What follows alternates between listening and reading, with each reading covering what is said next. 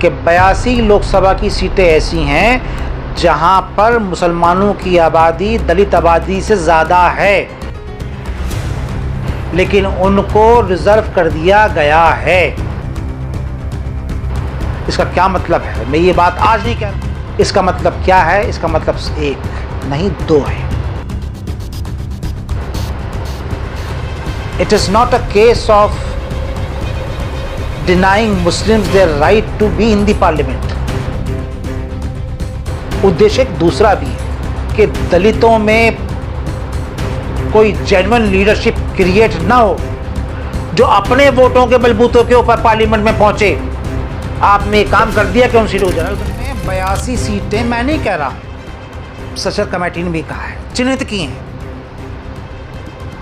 कि 82 लोकसभा की सीटें ऐसी हैं जहां पर मुसलमानों की आबादी दलित आबादी से ज़्यादा है, लेकिन उनको रिज़र्व कर दिया गया है। इसका क्या मतलब है? मैं ये बात आज नहीं कह रहा हूँ। जब से सशर्त कमेटी की रिपोर्ट आई है, मैं वक्तन फ़वक्तन बवक्त ज़रूरत कहता रहता हूँ। इस पर बहस भी हुई है, लेकिन आगे नहीं बढ़ पाती है। मैं दलित सम्मेलनों में भी बात कही है। इसका मतलब क्या है? इसका मतलब एक नहीं दो है। It is not a case of denying Muslims their right to be in the parliament. केवल मुसलमान पार्लियामेंट में ना पहुंचे ये उद्देश्य नहीं है। उद्देश्य एक दूसरा भी है। दूसरा उद्देश्य ये है कि जहां पर दलितों की आबादी ज़्यादा है वो सीटें जनरल कर दी गई हैं।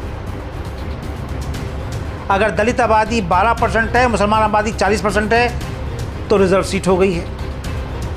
18% है तो रिज़र्व सीट हो गई है। 30% मुस्लिम आबादी है, 18% तो रिज़र्व सीट हो गई है। लेकिन जहां दलित की आबादी 40% है, 30% है, 35% है, ये वो सीटें हैं जहां दलित अपने आप अपना लीडर चुन सकता है, आवाज़ बन सकती है।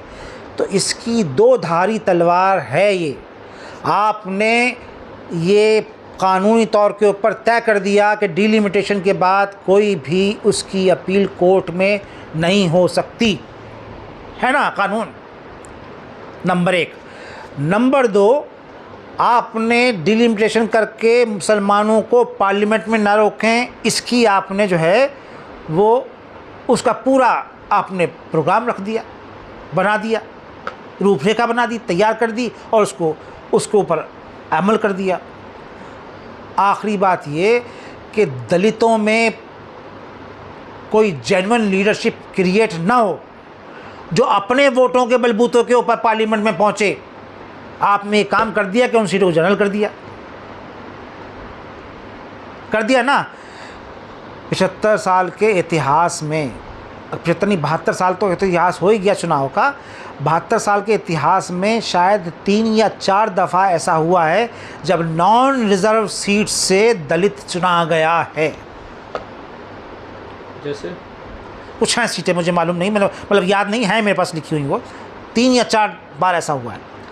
तो इसका मतलब ये हुआ कि आपने दलित अगर 30% 40% अपना उम्मीदवार जिता सकता था, अपनी कम्युनिटी का, अपने ख़ानदान का, अपनी बिरादरी का, उसको आपने रोका है।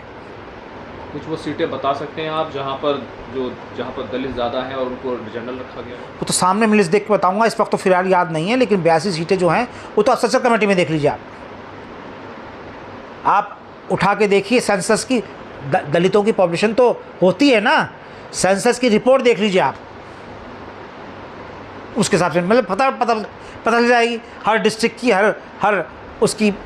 हर ब्लॉक तक की होती है वो। डिलिमिटेशन दोबारा होने वाला 2026 जी, डिलिमिटेशन दोबारा होने वाला है। तो मैं समझता हूँ कि मुसलमानों के साथ साथ मुसलमानों से ज़्यादा अगर दलित चाहते हैं कि उनके यहाँ जेन्युइन लीडरशिप, जो दूसरों के ऊपर डिपेंड करके लीडर ना बने जो लोग, ऐसी लीडरशिप क्रिएट हो, तो डिलिमिटेशन के ऊपर उनको निगाह रखनी चाहिए और जहाँ पर उनकी तादाद ज़्यादा है ऐसी सीटों को रिज़र्व कराना चाहिए।